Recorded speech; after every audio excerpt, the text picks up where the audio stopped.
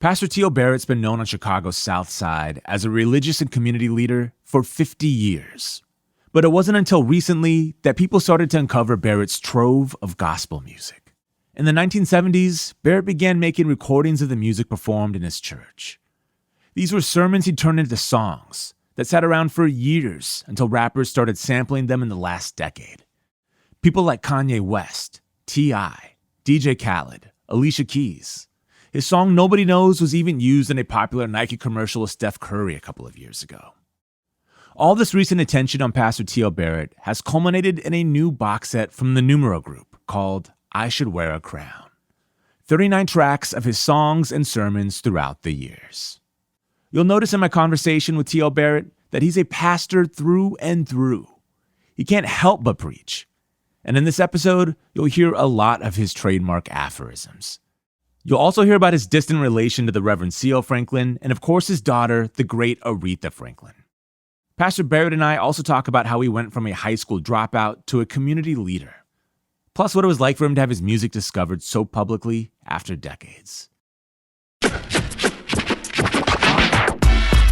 This is Broken Record, liner notes for the digital age. I'm Justin Richmond.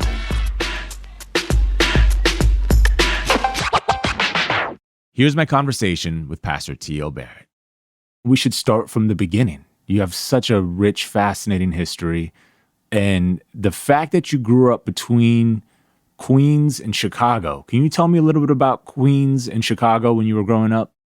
Yes, I was born in Jamaica, Queens, and that was in 1944. So in 1951, my father had a leading to come to Chicago where we had relatives of his sisters and his brother. And so we moved to Chicago. And that's where he started his ministry. Moved into the Ida B. Wells projects. And that's where I grew up. And we stayed there until just before my father's passing. And I was 16 years of age. It wasn't a very pleasant period in my life because all of a sudden I was thrust into the mainstream of fending for myself, but I had no kind of financial cushion to fall back on. So when he passed away, shortly after that, I was dismissed from the Wendell Phillips High School. And I had barely gotten into high school on a summer school program. And the last thing that the guidance counselor told me as I was leaving out, she said, "Oh, one more thing, T.L. Barrett, come back over here." But she shook her well-manicured finger in my face and said, "I just want you to know you will never, ever amount to anything."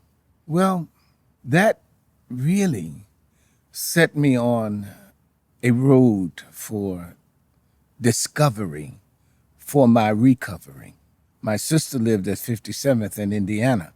My parents weren't home, and my sister was home, so that was the only place I could go. And so I went to my sister's house, but I made a deal with God.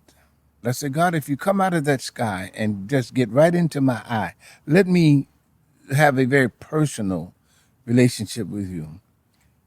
And let me discover the power of you from inside. I want you to be personal with me." I promised God two things: that I would keep my body clean, no drugs, no alcoholic beverages, and I would work to make my mind keen. Since they wouldn't educate me, I'd educate myself.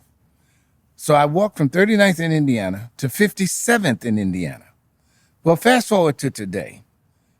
I am sitting in a $1 million plus edifice that I and my congregation erected in 1982. But guess where it sits, Justin? It sits on the corner of 55th and Indiana, which means I walked across this street when I was 16 years old with an ache in my heart, but a determination in my soul that what that lady said about me, her negative prognostication, would not become a positive fact to me. Today, I own this corner. My name is on the street sign for 6 blocks from 55th and Lafayette, which is where my old church was, to 55th in Indiana. It's called T.L. Barrett Boulevard. So after my father died, I went back to New York. And that's where I got my education. I went to the New York State Board of Regents after cramming, studying. Then they gave me my high school diploma. But then I came back to Chicago because I wanted to find that lady and make her aware of how wrong she was. Did you ever come across that guidance counselor again? You know what? For years, I was on the radio. And for years, I would send her invitations to come to my church because I had a seat reserved for her. I invited her to come to my home because I had a guest room reserved for her. But I found out from some others that she did hear me, but she was too ashamed to come forward. Wow. So I never heard from her again. What was the reason you were kicked out of school? Because I was delinquent. I didn't understand then that my creativity was causing my anxiety, but I didn't understand it then. And I would never do anything that was negatively nefarious.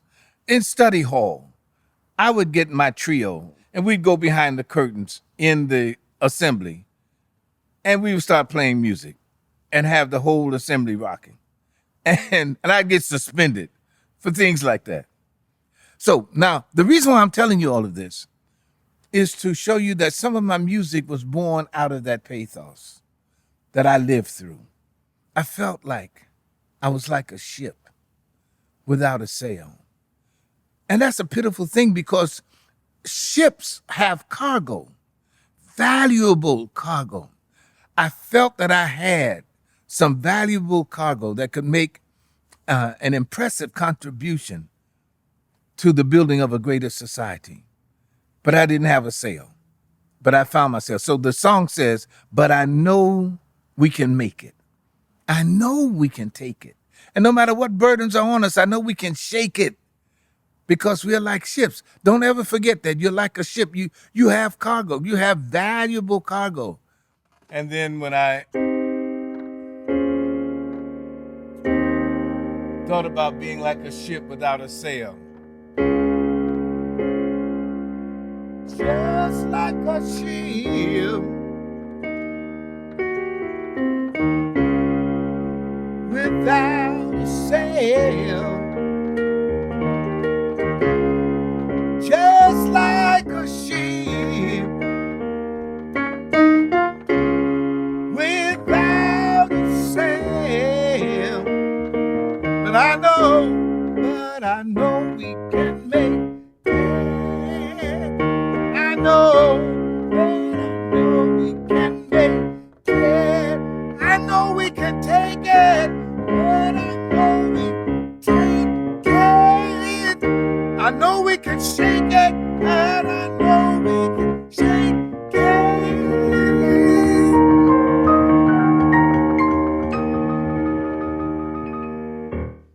Man.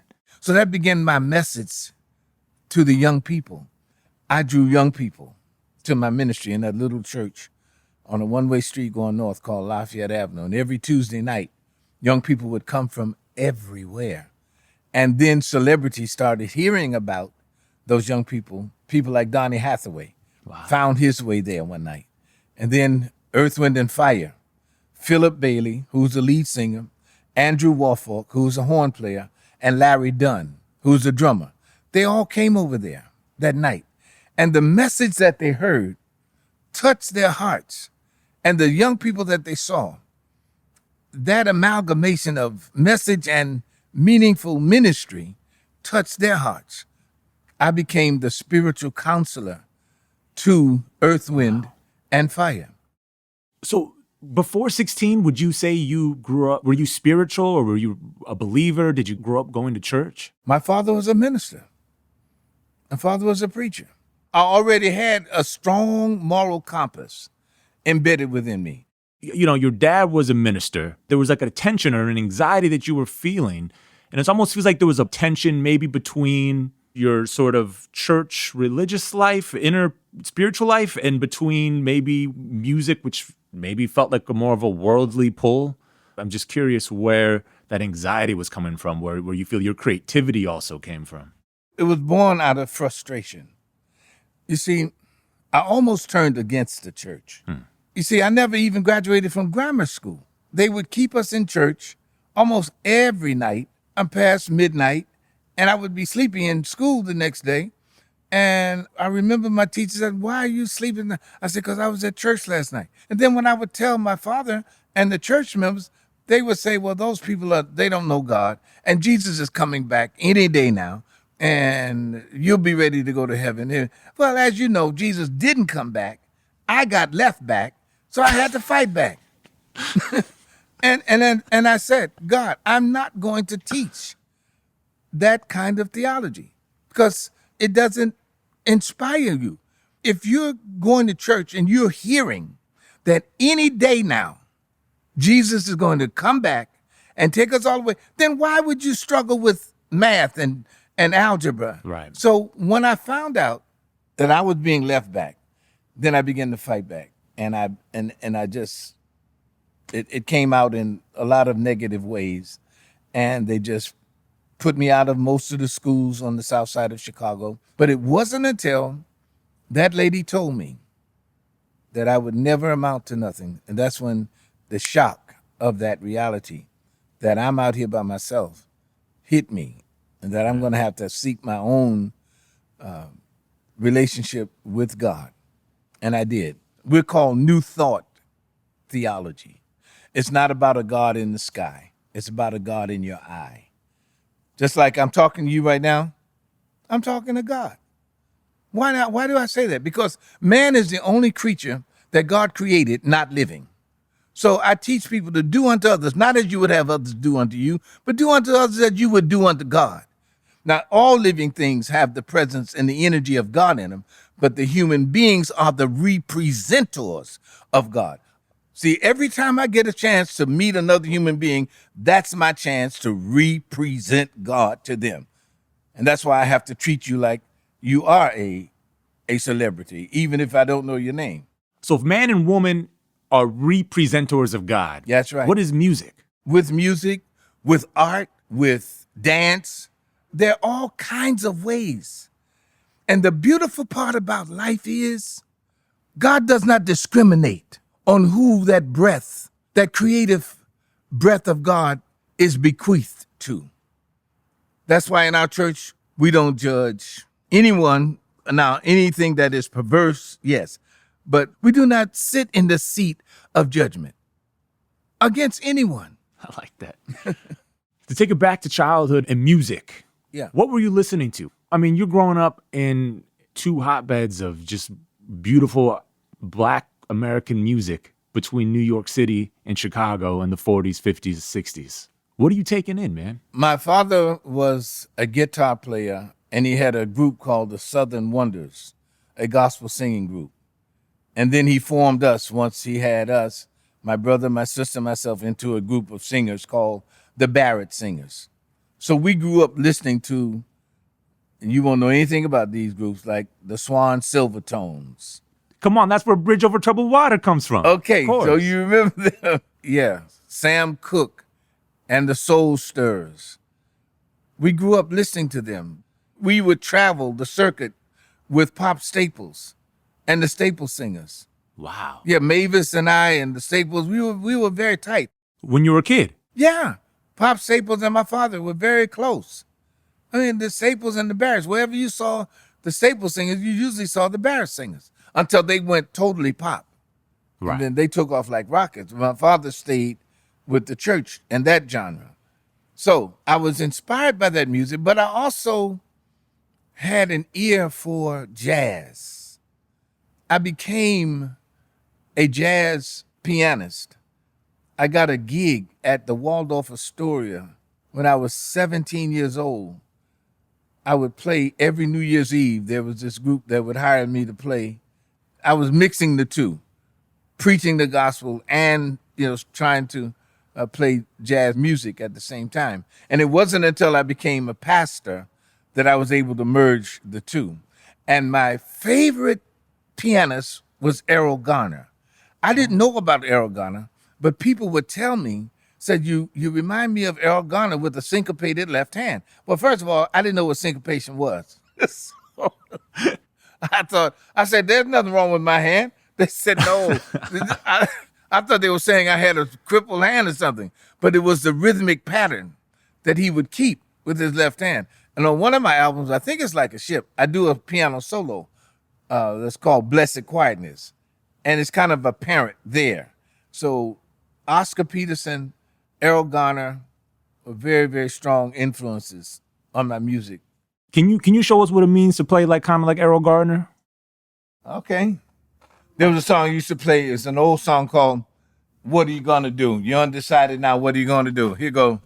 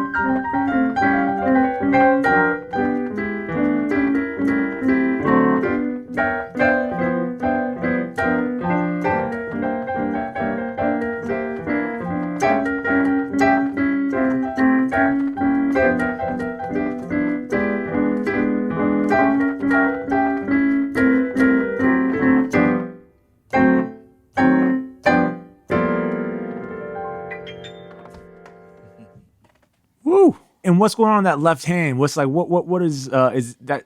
I don't know. It just came. That's where I started playing. And they told me that was Errol Garner's style. And then I started listening to him. That's it. I don't know. Wow. So is that what you'd be playing like at the Waldorf Astoria as well? That sort of thing? Yeah. Well, it was all secular music at the Waldorf. Because, people were celebrating New Year's Eve.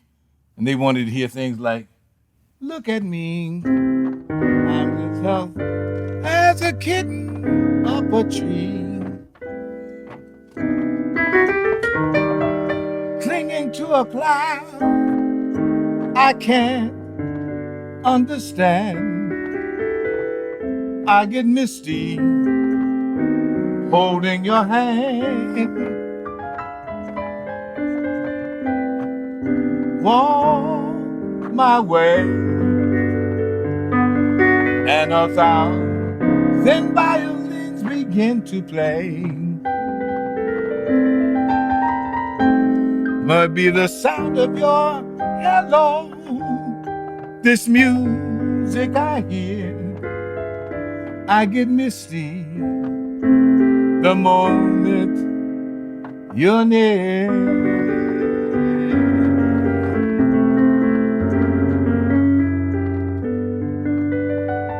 Play songs like that. Gorgeous, gorgeous. How did you start playing piano? Jealousy. My brother had a godmother named Honey Wade, and she loved my brother so much because he was a pretty boy. They called him Pretty Boy George. And she sent him to music school. But I wasn't very attractive, so nobody would send me to music school. My mother and father couldn't afford to. So I would try to mimic my brother, and I would try to play the piano. I couldn't make any harmony. You was mashing the keyboard. Yeah, I was mashing the keys. And you couldn't tell me I wasn't jamming. And I had rhythm.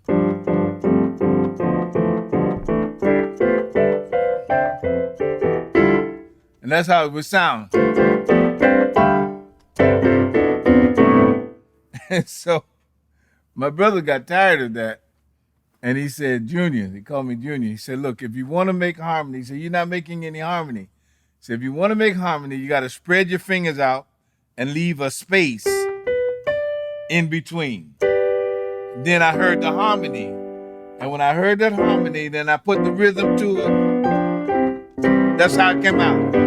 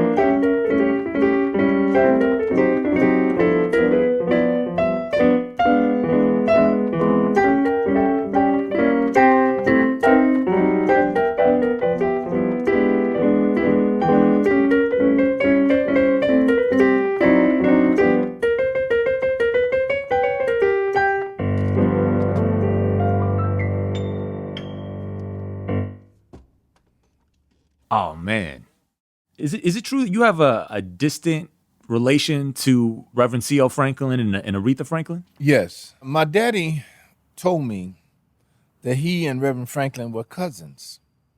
And he told me, he said that if you ever get a chance to meet him, mention my name. And so one day I was traveling with either Inez Andrews or the Caravans. It was one of those groups I was traveling with. And they were on the same program with Reverend C.L. Franklin in Brooklyn, New York. So after the performances were over, I got a chance to go up to him. And I said, Reverend Franklin, I'm T.L. Barrett from Chicago, and my father told me that if I ever met you, to tell you that he is Tom Barrett. He said, Tom Barrett. And he said, the town from Mississippi. He said, yeah. He said, that's my cousin, man. I said, well, I'm his son. He embraced me, invited me to come to Detroit and preach at his church. I invited him to come and preach at my church in Chicago. And he came. Wow. And I went to Detroit and preached at his church. And he loved me so much, his mother jumped on my back while I was preaching. She was full of the Holy Spirit. And we were about to establish a tremendous familial relationship. He was going to bring me into meeting with Aretha, but shortly after I preached at his church, there was a break-in at his house, and he was shot. And he stayed in a coma for 6 or 8 months and never recovered. So I never was able to make direct connection with me and Aretha. She had heard about me, but, she travels so much that we never got a chance to connect. She was Aretha by that point, right? I mean, she was Aretha. What was the gospel circuit like at that time? It seems like the 60s was a wonderful time for gospel music. There was a lot going on, a very colorful time. I'm curious what that gospel circuit was like in the 60s. I didn't start making records until the mid-70s. But I was privileged to be with some of the gospel singers who were arcing at that time, such as James Cleveland, Inez Andrews, Albertina Walker. So I was able to be around them, but I wasn't really part of that, right? Because I was just a young teenager then. By the time you start making records in the 70s, is the goal only to make music for your congregation and congregations you might visit, or is the goal to bring the music to a larger audience? Or I mean, is the goal musical? Is the goal religious in nature or spiritual in nature? The goal was to bring to fruition the promise that I made to those young people. I told them that you could become famous. Some of you can become superstars, and you don't have to live within the strictures and the throes of the drug culture. You can be the representatives of God and still make it in that life. And we have some who have been able to do that. So the goal wasn't necessarily only just to make music for the congregation. No. You were okay with success in the music business, larger music business. That Yes. was okay with you. That was Yeah. the aim. And I'm just so grateful to God that my music caught the ear of Rob Severe and Numero Uno, because just to see some of those young people that trusted me, for them to have their children and their grandchildren sit down and listen to recordings that they were children singing on, is just an awesome reward for me, because I told them that this day would happen. I just didn't know when or how, but it is actually happening. For people who don't know, your records became very popular after they got re-released much later in time. Yes. You never doubted the songs, your Never. talent. Never. How did it feel all those years later? 40 years later, Numero Group hit you up to re-release your records, and people start rediscovering your music from 40 years ago. When did you first learn that people were finally picking up on your records? I think it was when I received a call from Rob Severe. That's when I really realized that. And then he said, "We want to do something with your music." I said, "Wow." He said, "But we need to have you under contract." So I think I signed a contract for one song, and then it became another album. Then I think I became just their artist. It seems like all those years ago, you knew to have faith in your music, but it still must have been surprising. Just out of the blue one day, you're getting this call. No. I have a theology philosophy that says true believers cannot be surprised. You live in expectation instead of agitation. Every time the phone rings, you're thinking, "Oh, this is the one." But does living in that amount of expectation and belief, is that ever disappointing? Of course it's disappointing, man. 40 years? Believing something for 40 years? Of course it can be disappointing. But if you are a true believer, you keep believing. But see, the Bible says faith without works is dead. So I teach our people, pray like you believe it depends on God, but work like you believe it depends on you. That's how you get it to work. Because life is a joint investment venture between you and God. Given your connections to people like Philip Bailey, Verdine White, Maurice White, you mentioned that Donny Hathaway at some point had come through your congregation. You're in Chicago, where all this great R&B is happening.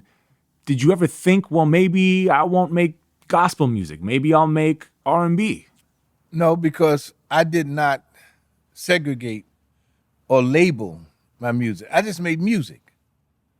I made God's music. God's music is gospel. God's music is secular. Just like I wrote a song that says, it goes like this. "Oh, I want to be in love with you. Oh, I want to be in love with you. Oh, I want to be in love with you. That's what the Lord said to me.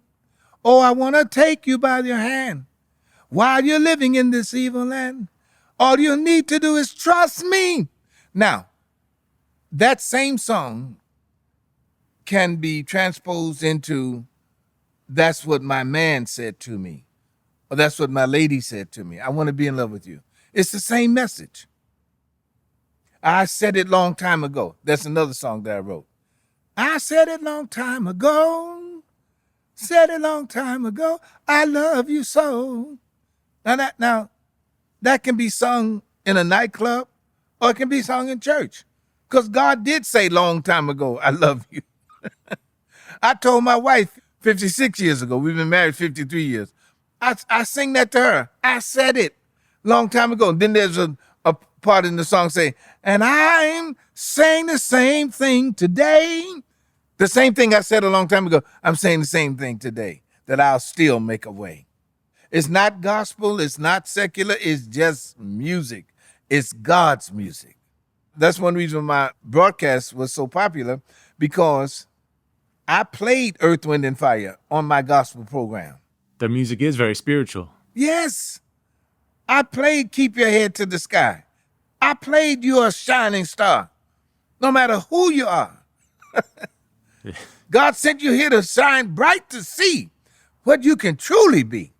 That's gospel, man. Come on. I was bold enough to play it on my program. And that's why Earth, Wind, and Fire, when they would be traveling, no matter where they were, they would call me early in the morning because they knew I would be playing their music. And Donny Hathaway's music. And anybody else who had a message that would uplift mankind. How did you first get the idea to record? Like, where did that come from, the desire to make a record? So to answer your question about how did I start writing music, I'm looking around and seeing everybody else is writing and recording music. So I thought it would be good for me to record music too. So I went to Paul Serrano at Serrano Studios and said, man, I want to make some music. I want to make a record. He said, you got some music? I said, yeah. He heard my music. He said, man, this is fantastic. So Paul Serrano at pianist Studios recorded us. And we started shopping it around. Stax Records picked us up and signed me to a contract. And where did the songs on the first record come from? When you hadn't made a record yet, you get the idea, you go to the studio. I was just writing songs, and I just recorded some of those songs that I wrote. How long have those songs been around? Older than you are. I'm telling you. These songs, either the ones that I wrote or rearranged. The ones that I rearranged have been around for millennia. But the ones that I wrote them in the late 60s and early 70s. With the goal of putting them on the record, or was this just I was just writing. But then when I decided that I should record too, then I started selecting the songs that I wanted to go on the records. Wow. Mm-hmm. Are you still writing songs today? Yes, when I feel like it. I write sermons and thoughts for the day. Just things that make you think. That's beautiful, man. Yeah. So that's what I write now. I write sermons. I write thoughts for the day. And you can put some of those sermons to music. But that's my main focus is writing. I write all the time. Do you put some of those thoughts to music? Yes. When's the last time you put something new you wrote down to music? When's the last time that happened? I think it was Sunday. Because I wrote a thought that says, let's think deeper before we sink deeper. So we're writing a song around that. Would you mind showing us how you might work one of your thoughts that you have, like think deeper before you sink deeper? How you might work that into some music? Okay, let's see.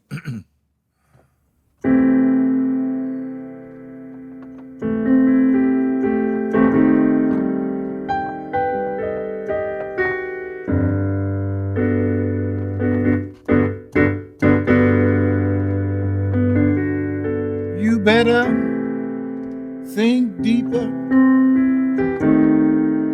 before you sink deeper. You might be able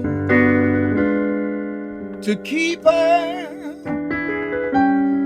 if you think deeper, not make her weaker. It's up to you. Think deeper before you sink deeper.